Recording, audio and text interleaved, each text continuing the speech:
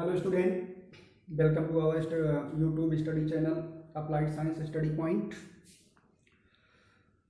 हम लोग applied physics में पढ़ रहे हैं चैप्टर 4 करंट इलेक्ट्रिसिटी। इसके पहले लेक्चर में आपने पढ़ा किरचॉफ के नियम और कम्बिनेशन ऑफ रेजिस्टेंस।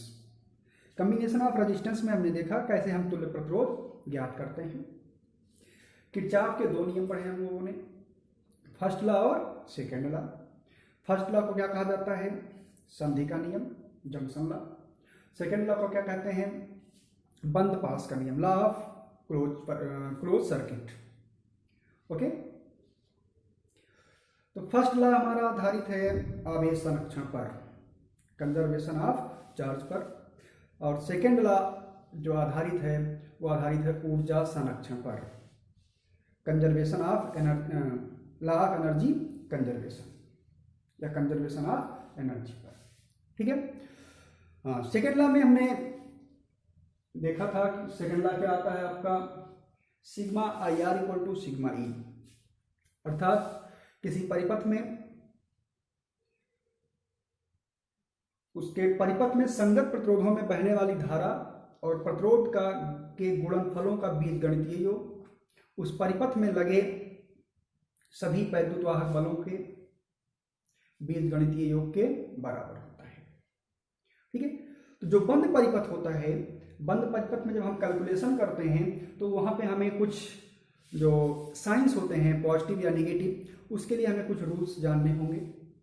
जैसे हम जहां से भी बंद परिपथ या बंद पास जिसको कहते हैं, क्लोज लूप बनाएंगे, जहां से चलना स्टार्ट करेंगे फिर से वापस हमें उसी बिंदु पर आना होगा।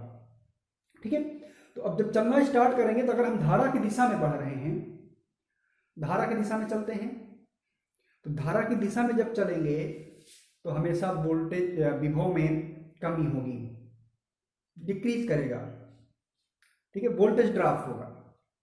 जब धारा के विपरीत दिशा में चलेंगे तो हमेशा वोल्टेज में विभव में वृद्धि होगी, वोल्टेज राइज करेगा। तो जब भी वोल्टेज राइज करेगा तो उसको पॉजिटिव लेंगे, जब भी वोल्टेज डिक्रीज करेगा, ड्रॉप होगा, कम होगा, तो उसको नेगेटिव लेंगे। सेल की बात करते हैं तो अगर परिपथ में चलते समय सेल का पॉजिटिव टर्मिनल पहले आता है और नेगेटिव टर्मिनल बाद में आता है तो उसके ईएमएफ को माइनस में लेंगे। अगर नेगेटिव टर्मिनल पहले आता है, पॉजिटिव टर्मिनल बाद में आता है, तो उसको पॉजिटिव लेंगे। ठीक है ना, तो आइए स्टार्ट करते हैं आज का लेक्चर। हमारा आज का टॉपिक है व्हीटस्टोन ब्रिज। आइए देखते हैं Wheatstone bridge. Dear student, Wheatstone bridge क्या होता है? इंग्लिश साइंटिस्ट जैसा नाम है इसका, व्हीटस्टोन। तो इंग्लिश साइंटिस्ट थे, इंग्लैंड के वैज्ञानिक व्हीटस्टोन ने एक विशेष व्यवस्था का आविष्कार किया, विशेष व्यवस्था बनाई जिससे हम किसी अज्ञात प्रतिरोध का मान ज्ञात कर सकते थे, फाइंड कर सकते थे। उस विशेष व्यवस्था को उन्होंने नाम दिया व्हीटस्टोन ब्रिज। क्या कार्य करता था ये? इस व्हीटस्टोन ब्रिज से हम किसी अज्ञात प्रतिरोध का मान, अननोन रेजिस्टेंस का मान फाइंड कर सकते थे, उसकी वैल्यू हम निकाल सकते थे। ठीक है, बनाते कैसे हैं? इसको बनाने के लिए इन्होंने क्या किया कि 4 प्रतिरोध लिए, उन प्रतिरोधों को एक दूसरे से श्रेणी क्रम में जोड़ दिया और जोड़कर चारों प्रतिरोधों को एक चतुर्भुज का निर्माण किया। पैरेललोग्राम बना लिया। अब उन चतुर्भुजों को जो 2 विकर्ण थे, डायगोनल थे, दोनों विकर्णों में एक विकर्ण में सेल को जोड़ दिया और दूसरे विकर्ण में एक सुग्राहित धारामापी को जोड़ दिया गया जिससे उसमें करंट को मेजर किया जा सके। अब इस पूरी व्यवस्था में, पूरे सिस्टम में इन्होंने बताया अगर ये ब्रिज संतुलित है, बैलेंस है, या इसको बैलेंस किया इन्होंने, तो जो चारों प्रतिरोध थे उसको इस प्रकार से समायोजित कर दिया कि जो उसके बीच के विकर्ण में, एक विकर्ण में डायगोनल में धारामापी लगाई गई है, उस धारामापी में कोई विक्षेप ना हो। विक्षेप ना होने का मतलब क्या है कि उसमें जो करंट फ्लो हो रही है उसका मान कितना हो जाए, 0 हो जाए। अगर उसके विकर्ण में धारा प्रवाहित नहीं होती है तो वो ब्रिज संतुलित कहलाया। और उसको संतुलित करने के लिए जो प्रतिरोध लगाए गए थे उसको समायोजित किया गया, किसी को बढ़ाया गया तो किसी को घटाया गया, उसको हम समायोजित करते हैं। ठीक है। अब जब बैलेंस कंडीशन में क्या हो रहा है कि उसके एक विकर्ण में धारा प्रवाहित नहीं हो रही है, तो उसके लिए इन्होंने एक प्रतिबंध कहें या एक इक्वेशन प्राप्त किया जिसे हम कहते हैं व्हीटस्टोन ब्रिज के संतुलन का प्रतिबंध। आइए अब इसको देखते हैं फिगर के माध्यम से। देखते हैं, 4 प्रतिरोध ले रहे हैं हमें, चारों प्रतिरोधों से मिलाकर एक चतुर्भुज का निर्माण करना है।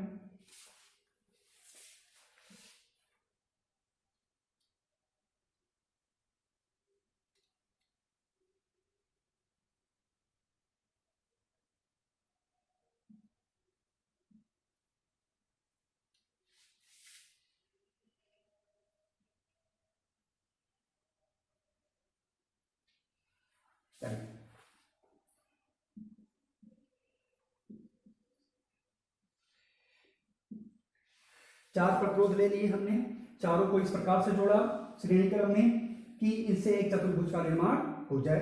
चतुर्भुज है ए बी सी डी।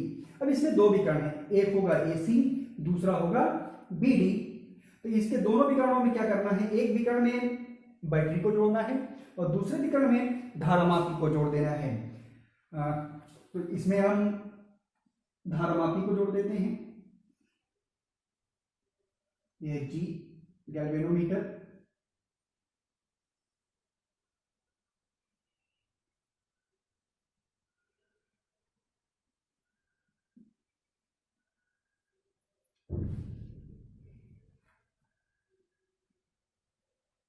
दूसरे विकर्ण में सेल को जोड़ देते हैं।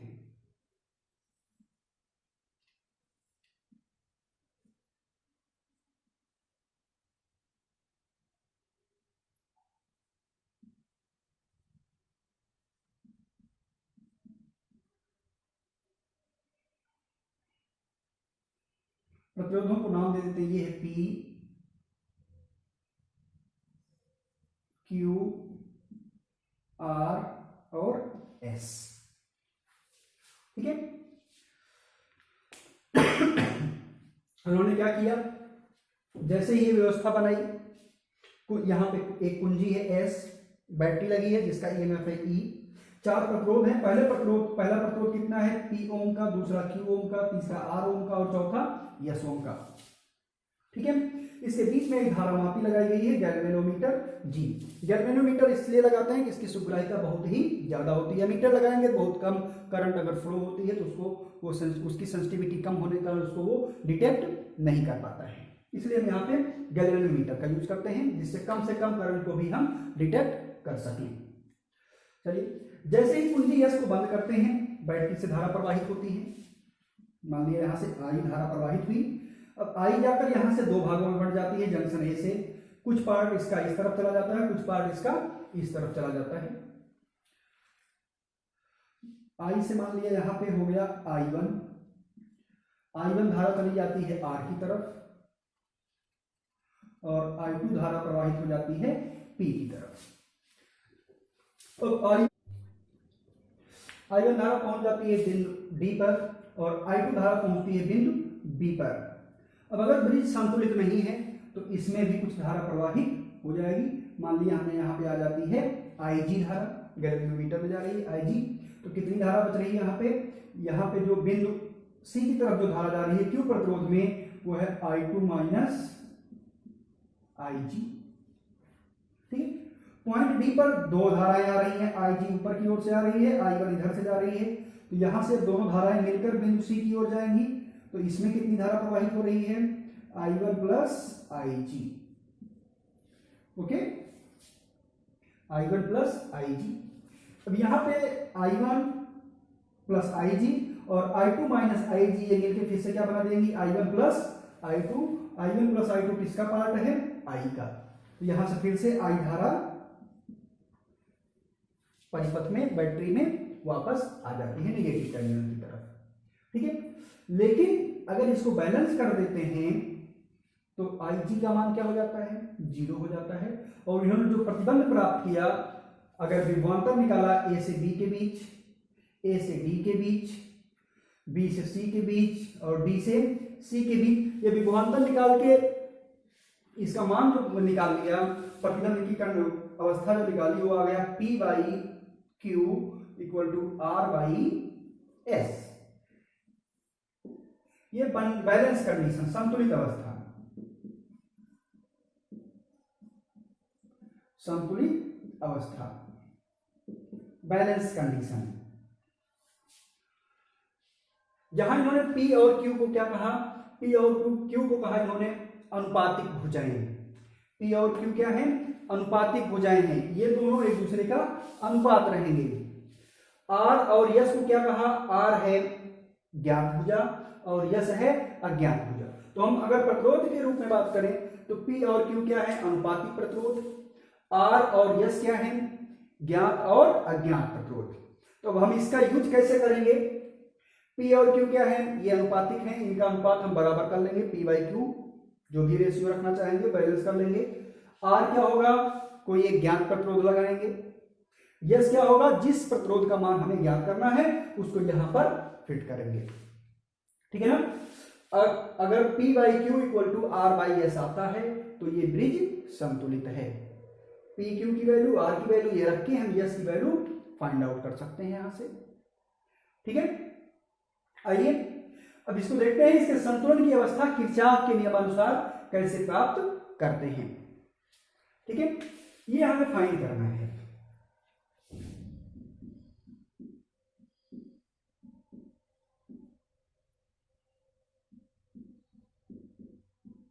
किरचॉफ के नियम से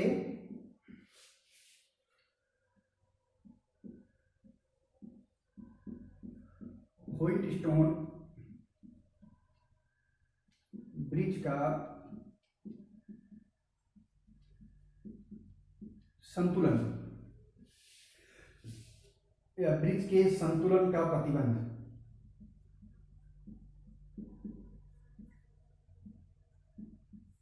चलिए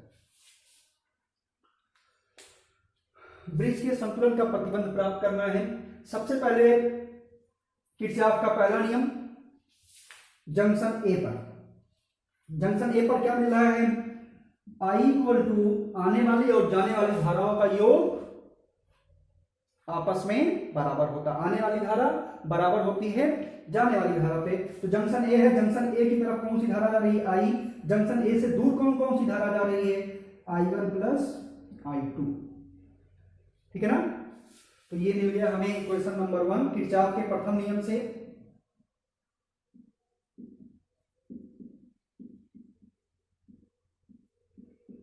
बाई फर्स्ट लॉ, बिंदु ए पर, पॉइंट एट द पॉइंट ए,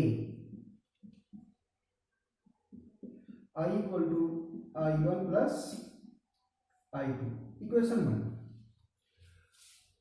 अब यहां पे किरचॉफ का दूसरा नियम अप्लाई करते हैं, तो उसके लिए हमें बंद परिपथ चाहिए, बंद पास चाहिए। दो बंद पास देखते हैं, यहां से जहां से चलना है फिर से वापस वहीं पर लौट कर आ जाना। तो चलते हैं A B D A, एक बंद पास हो गया। दूसरे पर चलते हैं अगर B C D B, दो बंद पास बन रहे हैं हमारे। तो चलते हैं बंद पास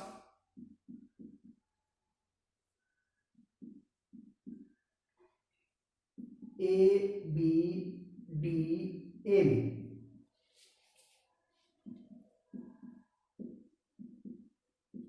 किरचॉफ के दूसरे नियम से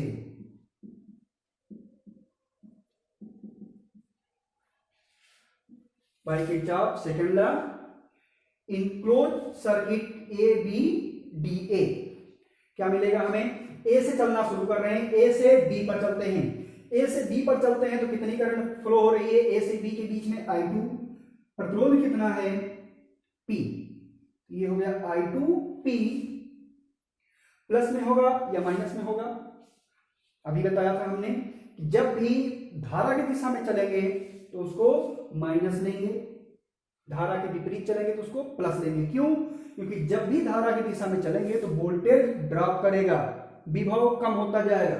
जब धारा की दिशा में आएंगे तो विभव बढ़ता जाएगा। ठीक है, ये हो गया -I2P। अब B से D के बीच में चलते हैं। B से D के बीच में फिर से धारा की दिशा में जा रहे हैं, साइन निगेटिव होगा।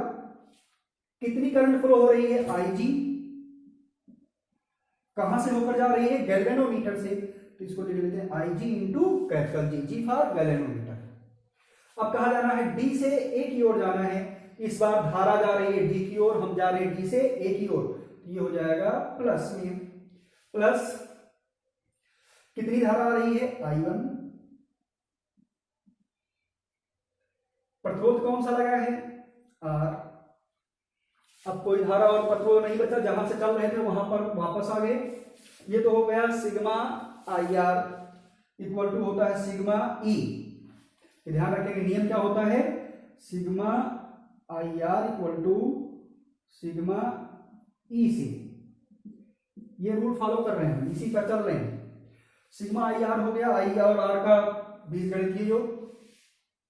सिग्मा ई का मतलब जो बैटरी का ईएमएफ है। क्या इस परिपथ में कोई बैटरी मिली? नहीं मिली, तो ई का मान क्या हो गया? 0। ठीक है ना, समझ में आ रहा है? ये हो गया समीकरण 2। इसी प्रकार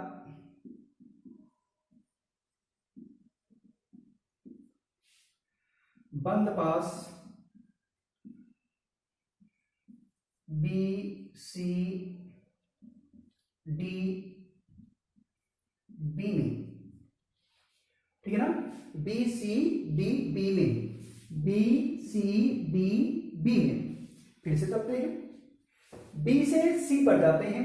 बी से सी पर जा रहे हैं तो I2 माइनस IG करंट है। I2 माइनस IG किस प्रतिरोध में है? ये Q में है। धारा की दिशा में है या विपरीत दिशा में है? धारा की दिशा में है, माइनस साइन। ठीक है ना। फिर से C से D पर चलते हैं, धारा की विपरीत दिशा में जाएंगे। धारा की विपरीत दिशा में जाएंगे तो साइन प्लस हो जाएगा। करंट कितनी है? करंट है I1 plus IG, I1 plus IG। प्रतिरोध कौन सा है? प्रतिरोध है S। फिर से अब चलते हैं D से B की ओर। जब B से B की ओर जाते हैं तो फिर से धारा की विपरीत दिशा में जा रहे हैं। धारा नीचे की ओर आ रही है, करंट नीचे की ओर फ्लो हो रही है, हम ऊपर की ओर जा रहे हैं, तो ये हो जाएगा प्लस IG इंटू G। इस परिपथ में भी यहाँ पे कोई बैटरी नहीं मिली, इसलिए सिग्मा ई ईएमएफ क्या हो गया? 0 हो गया। ये हो गया समीकरण 3। अब क्या कहा जा रहा है? व्हिटस्टोन ने बताया कि अगर ये ब्रिज संतुलित हो जाता है, हम इसको संतुलित कर देते हैं, तो IG का मान 0 हो जाना चाहिए। अगर ये 0 नहीं हुआ तो ये ब्रिज संतुलित नहीं है। ठीक है, तो जब अगर मान लेते हैं ये ब्रिज संतुलित है तो समीकरण 2 और 3 क्या बन जाएंगे? लिख लेते हैं यहां पे, ब्रिज के संतुलन की अवस्था में, संतुलन की अवस्था में, अब संतुलित करते हैं इसको। जब संतुलन की अवस्था में आ जाएगा तो जो करंट IG से फ्लो हो रही थी, IG से बह रही थी, वो हो जाएगी 0। अब उसको 0 कर देते हैं समीकरण 2 में और 3 में। तो सबसे पहले समीकरण 2 में आते हैं। समीकरण 2 हमारा क्या बन जाएगा? ये है minus I2P minus IG into G। तो IG का मान क्या हो गया? 0। तो इसको लिख लेते हैं 0 इंटू G, या 0 हटा दे रहे हैं इसको। I1 R बचा plus I1 R equal to 0। ये कैसे हो गया? क्योंकि यही पे लिख लेते हैं IG बराबर क्या हो जाएगा यहाँ पे? 0। तो समीकरण 2 ये बन गया। इसको क्या लिख सकते हैं? I1 R equal to I2 P। ये हो गया समीकरण 4। ये आप समीकरण 2 को 4 में तब्दील कर देते हैं। इसी प्रकार समीकरण 3 क्या हो जाएगा? जहां जहां पे IG है वो क्या हो जाएगा? 0। जीरो हो जाने के बाद तो समीकरण 3 क्या हो जाएगा,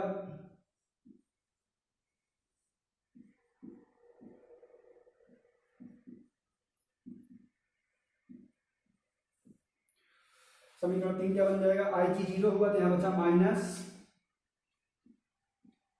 I2 क्यू, यहां पे क्या बचता है प्लस I1 S, ये टर्म हो गया जीरो बराबर जीरो, क्या आ गया यहां पे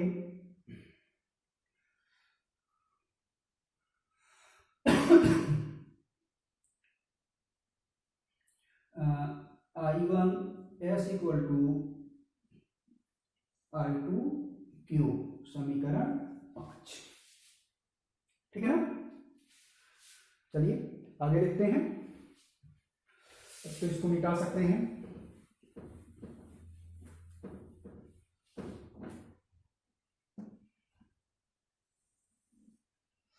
चलिए समीकरण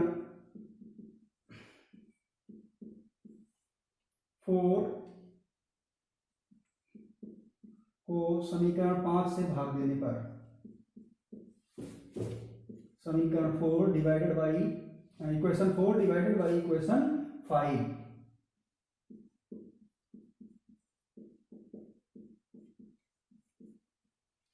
फोर आपका क्या आया है I1R अपान I2P, इसको इस प्रकार से भी लिख सकते हैं I2P इक्वल टू I1R, 5 क्या आ गया है I2Q, I2Q equal to I1S, I1S, I1 से I1 कैंसिल, I2 से I2 cancel, P by Q equal to R by S, यह है संतुलन का प्रतिबंध व्हीटस्टोन ब्रिज के लिए, किसके अनुसार, किससे, किस नियम की मदद से, किरचॉफ की नियम की मदद से, ठीक है ना। तो उम्मीद करता हूं आप लोगों को मेश बनाना भी थोड़ा सा समझ में आ गया होगा, आगे कुछ न्यूमेरिकल्स इस पर अभी देखेंगे तो उसमें आपको और अच्छे से क्लियर हो जाएगा कि मेश कैसे बनाते हैं, ठीक है ना। हाँ, चिन्ह परिपाटी का जो साइन कन्वेंशन है उसका विशेष ध्यान रखेंगे, अगर साइन कन्वेंशन का ध्यान नहीं रखेंगे तो आपके क्वेश्चंस न्यूमेरिकल्स गलत हो सकते हैं, ठीक है। तो आपको मिल गया P by Q equal to R by S, ये इसके बैलेंस अवस्था है, बैलेंस कंडीशन है, संतुलित अवस्था है। अब इसके आधार पर हमें दो डिवाइसें पढ़नी है, मीटर ब्रिज और कैरी फोस्टर ब्रिज या स्लाइड वायर ब्रिज। तो अभी आगे देखते हैं मीटर ब्रिज।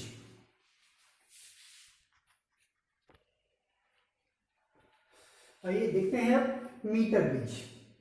जैसा अभी आपने देखा व्हीटस्टोन ब्रिज में उसको संतुलित करने के लिए, बैलेंस करने के लिए हमें नल पॉइंट शून्य विक्षेप की स्थिति ज्ञात करनी होती है।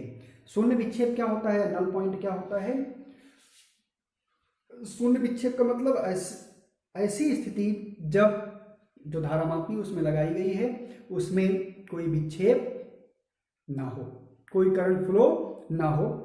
अब इसी सिद्धांत के आधार पर एक डिवाइस बनाई गई जिसका नाम है मीटर ब्रिज। मीटर ब्रिज या मीटर सेतु।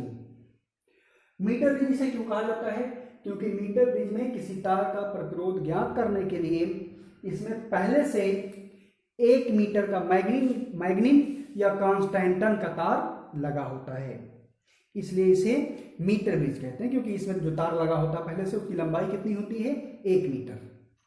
ओके, अब इसमें बनाते कैसे हैं, होता कैसा है ये, तो इसमें 2 एल आकार की पट्टियां होती हैं, जैसे हम बाई फिगर देखते हैं तुरंत, 2 एल आकार की पट्टियां होती हैं।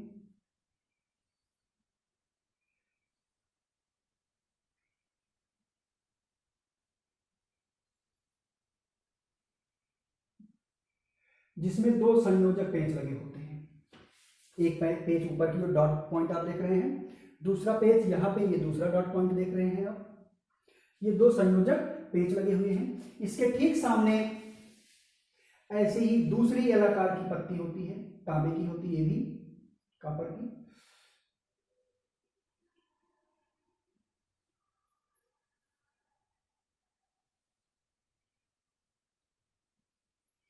इसमें भी 2 संयोजक पेच लगे होते हैं।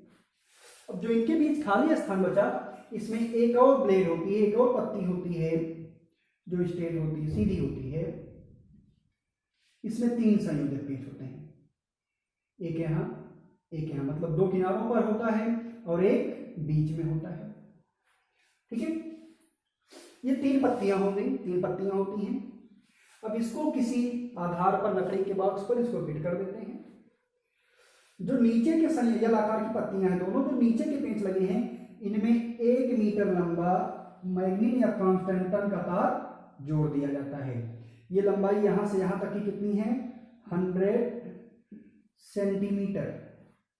ओके, तार के ऊपर 1 मीटर स्केल लगी होती है।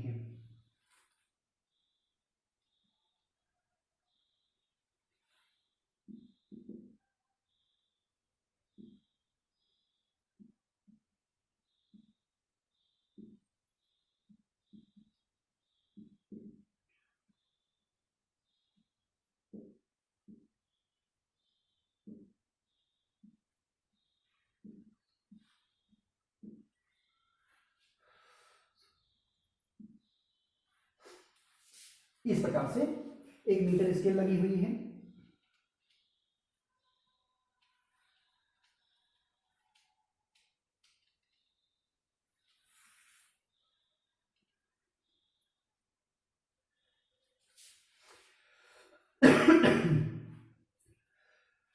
अब इसमें 2 गैप है, एक यहां पर एक यहां पर। हमारे पास 4 प्रतिरोध थे, P, Q, R और S। उसमें P, Q क्या था? अनुपातिक भुजाएं थी, अनुपातिक प्रतिरोध थे। R और S क्या थे? R ज्ञात प्रतिरोध होता है और S अज्ञात प्रतिरोध होता है। यहां पर एक प्रतिरोध बॉक्स लगा देते हैं।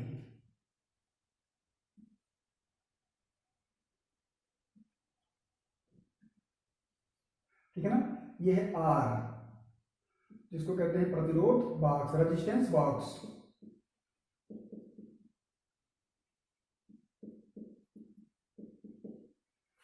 जिसका प्रतिरोध ज्ञात करना है उसको इस वाले गैप में फिट कर देते हैं।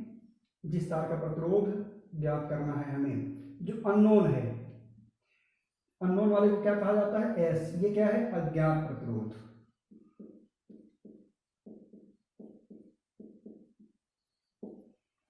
चलिए, हमें आर और एस मिल गया। अब हमें जरूरत किसकी है? हमें जरूरत है पी और क्यू की। इन दोनों पॉइंट को मान लेते हैं, ये है पॉइंट ए और ये है पॉइंट सी। ए और सी। अब यहां पर देखते हैं, जो हमारा चतुर्भुज बना था व्हीटस्टोन ब्रिज में, उसमें ए बी सी डी 4 बिंदु थे। A B, B C, C D और ए डी, ये 4 भुजाएं थी। तो ए और बी के बीच क्या था? प्रतिरोध पी। पी। बी और सी के बीच क्या था? क्यू। सी और डी के बीच क्या था? सी और डी के बीच आर, सॉरी यस, ए और डी के बीच आर। फिर से वही चीज फाइंड करते हैं। अब मान लेते हैं जो ये पॉइंट है, बीच में एक संयोजक पेच जो बच रहा है, कनेक्टिंग पेच, ये है पॉइंट बी। ये क्या है? ये है पॉइंट डी।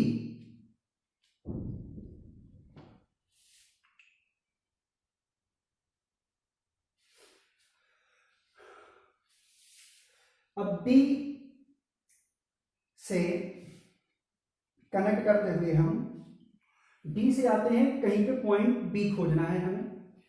पॉइंट बी यहां मान लेते हैं, ये है पॉइंट बी।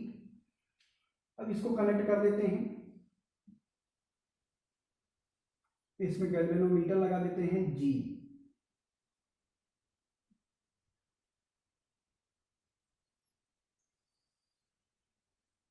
और इसको एक जॉकी की सहायता से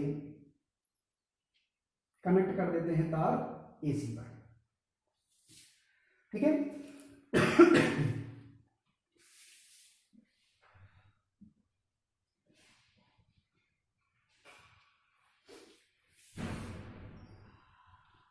अब मान लेते हैं ए से बी के बीच की दूरी है स्मॉल एल, बी से सी के बीच की दूरी है 100 माइनस एल।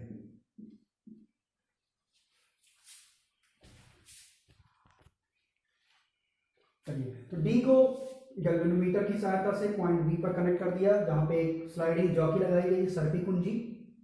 अब बच रहा है हमारा दूसरा डायगोनल ए सी। ए सी को कनेक्ट कर देते हैं सेल से, जैसे व्हीटस्टोन ब्रिज में पॉइंट ए को पॉजिटिव टर्मिनल से और पॉइंट सी को नेगेटिव टर्मिनल से एक कुंजी के द्वारा कनेक्ट किया गया था।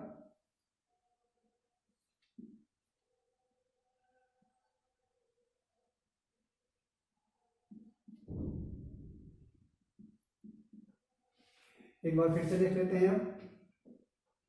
दो एल आकार की तांबे की पत्तियां हैं जिसमें दो संयोजक पेंच लगे हैं, उसके बीच में एक तीसरी पत्ती है तांबे की कॉपर की जिसमें 3 संयोजक पेंच लगे हुए हैं। जो एल आकार की पत्तियां हैं इसमें जो नीचे के संयोजक पेंच हैं इसको 1 मीटर लंबे मैग्नीज या कांस्टेंट टन के तार से जोड़ देते हैं, कनेक्ट कर देते हैं। ठीक है, इसके ठीक ऊपर मीटर स्केल लगी हुई है 1 मीटर की, इस पर कुछ पैमाने बने हुए हैं। अब जिस तार का प्रतिरोध हमें ज्ञात करना होता है उसको इधर वाले गैप में फिक्स कर देते हैं, जिसका प्रतिरोध हमें ज्ञात होता है। जिसका ज्ञात करना होता है उसको इस गैप में फिक्स कर देते हैं। तो हमें 2 प्रतिरोध मिल गए, आर और एस। आर क्या है? ज्ञात प्रतिरोध या प्रतिरोध बाक्स है। एस क्या है? अज्ञात प्रतिरोध। जो तीसरा संयोजक पेंच है इसको मान लेते हैं पॉइंट डी। तो डी से बी के बीच में व्हीटस्टोन ब्रिज में हमने गैल्वेनोमीटर लगाया था, तो डी से जो पॉइंट हम बी मान रहे हैं हो सकता है, इसको जॉकी कुंजी की सहायता से गैल्वेनोमीटर से जोड़ देते हैं। अब तार जो है वो 2 भागों में बंट जाता है, एक है ए बी, दूसरा है बी सी। बच रहा है एक दूसरा डायगोनल, दूसरा विकर्ण ए सी। ए सी के बीच हमने क्या किया था व्हीटस्टोन ब्रिज में? व्हीटस्टोन ब्रिज में ए सी को जोड़ा गया था एक सेल को कुंजी की सहायता से, तो सेल को कुंजी की सहायता से जोड़ दिया गया। यहां देखते हैं जो तार की लंबाई है टोटल है 100 सेंटीमीटर, 1 मीटर, इसलिए इसको मीटर ब्रिज भी कहा जाता है। अब तार 2 भागों में बढ़ जाता है, ए बी और बी सी। यदि मान लेते हैं ए से बी की लंबाई है एल सेंटीमीटर, तो बी से सी की लंबाई कितनी हो जाएगी? टोटल है 100, ये हो गया एल, तो ये हो जाएगा 100 माइनस एल सेंटीमीटर। ठीक है, आइए स्टार्ट करते हैं इसका वर्किंग प्रिंसिपल, कार्यविधि। ये क्वेश्चन पूछा जा सकता है आप लोगों से कि मीटर ब्रिज किस सिद्धांत पर आधारित है? तो मीटर ब्रिज किस सिद्धांत पर आधारित है? व्हीटस्टोन ब्रिज के सिद्धांत पर आधारित है। चलिए, जैसे ही कुंजी के को बंद करते हैं, जोड़ते हैं, कुंजी के को जोड़ते ही सेल ई से धारा प्रवाहित होने लगेगी। जब कुंजी के को जोड़ेंगे तो सेल ई से धारा प्रवाहित होगी, तो जो गैल्वेनोमीटर लगाया गया है इसमें कुछ विक्षेप उत्पन्न होगा, कुछ धारा प्रवाहित होगी। अब इसको संतुलित करना है। संतुलित करने के लिए जो यहां पे जॉकी लगाया गया है जिसको हम कहते हैं सर्पी कुंजी, सर्पी कुंजी, जिसको कह सकते हैं J for jockey, sliding jockey कहते हैं इसको। अब जॉकी को हम इसके ऊपर स्लाइड करते हैं, तार एबी के ऊपर, एसी के ऊपर स्लाइड करते हैं, और स्लाइड करते समय वो पॉइंट फाइंड आउट करते हैं जहां पर गैल्वेनोमीटर में करंट की वैल्यू 0 हो जाए। फाइंड आउट कैसे करेंगे कि हम एक तरफ से स्टार्ट करते हैं, जैसे ए से सी की ओर जा रहे हैं, तो अगर ए पर हम यहाँ पे हैं तो हम यहाँ पे देख लेते हैं कि धारा का मान कितना आ रहा है या यहाँ पे पोटेंशियल कितना है। आगे बढ़ते जाएंगे तो ये विपरीत दिशा में विक्षेप होगा। अगर इसकी सुई लेफ्ट साइड में डिस्प्लेस हो रही है, विस्थापित हो रही है, तो कोई एक ऐसा पॉइंट होगा जहां से वो राइट साइड में डिस्प्लेस होगी, विस्थापित होगी। तो उन दोनों बिंदुओं के बीच वो पॉइंट फाइंड आउट कर लेंगे जहां पर वो सुई में जरा सा भी विक्षेप, डिस्टरबेंस ना हो, सुई 0 पर बनी रहे। उस पॉइंट को कहते हैं नल पॉइंट, शून्य विक्षेप बिंदु। मान लेते हैं शून्य विक्षेप बिंदु यहां पे मिल रहा है बिंदु P पर, जिसकी लंबाई है L सेंटीमीटर। और यहां से ये लंबाई जो बच रही है वो है 100 माइनस एल सेंटीमीटर। तो व्हिटस्टोन ब्रिज के सिद्धांत पर जाते हैं तो ए से बी के बीच जो हमने प्रतिरोध लगाया था वो था पी, यहाँ पे ये प्रतिरोध हो जाएगा आपका पी। बी से सी के बीच जो प्रतिरोध लगा था वो हो गया क्यू। ठीक है, तो प्रतिरोध पी की लंबाई है एल सेंटीमीटर, तो हम प्रतिरोध के नियमानुसार इसका प्रतिरोध फाइंड आउट कर सकते हैं। तार ए बी के बीच प्रतिरोध P, P का मान क्या हो जाएगा, प्रतिरोध का फार्मूला हम जानते हैं, प्रतिरोध फार्मूला इक्वल टू क्या होता है, रो एल अपान ए। उस फार्मूले के अनुसार प्रतिरोध की आर की जगह यहाँ पे है P, P equal to rho, length इसकी दी गई है L और एरिया है A, rho L by A। इसी प्रकार तार BC का प्रतिरोध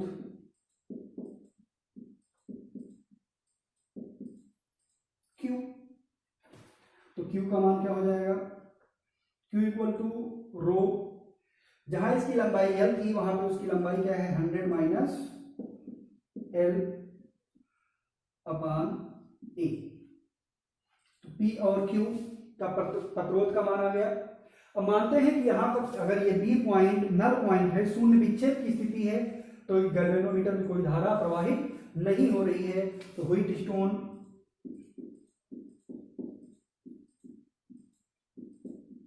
ब्रिज के संतुलन का प्रतिबंध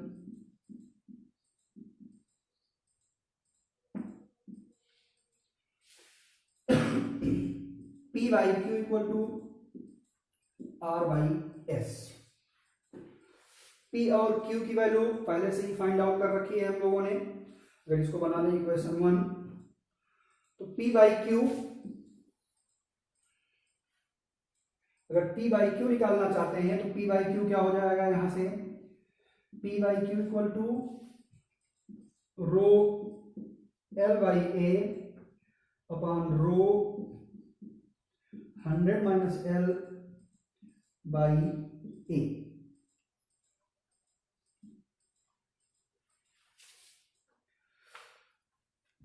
इसको सॉल्व कर लेंगे, P by Q equal to, अगर इसको ऊपर ले जाते हैं तो हम लिख सकते हैं रो L बाई ए यहाँ पे है, रो 100 माइनस L अपॉन ए यहाँ पर है। इसको पूरा सॉल्व आउट कर लेंगे आप लोग, या सॉल्व करते हैं, रो L अपॉन ए इसमें था, इसको उलट देते हैं, ए अपॉन रो 100 माइनस L, रो से रो कैंसिल हो जाएगा, ए से ए कैंसिल हो जाएगा, मिलेगा हमें L अपॉन 100 माइनस L।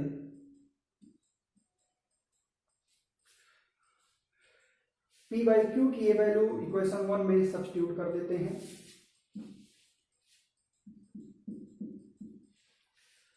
तो समीकरण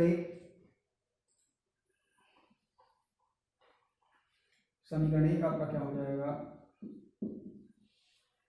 P बाई क्यू की जगह हो गया L upon 100 minus L equal to R by S।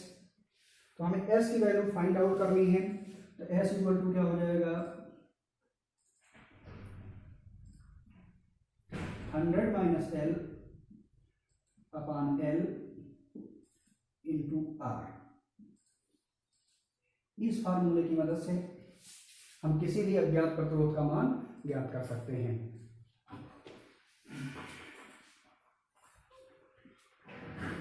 इसमें एक डिवाइस और होती है जिसे हम कहते हैं पोस्ट ऑफिस बॉक्स, फिलहाल वो हमारे सिलेबस में नहीं है, लेकिन इतना जरूर याद रखेंगे कि इसकी सुग्राह्यता, इसकी सेंसिटिविटी पोस्ट ऑफिस बॉक्स से अधिक होती है, ज्यादा होती है, ज्यादा सेंसिटिव होता है, अधिक सुग्राह्यता के साथ अज्ञात प्रतिरोध का मान बता सकता है।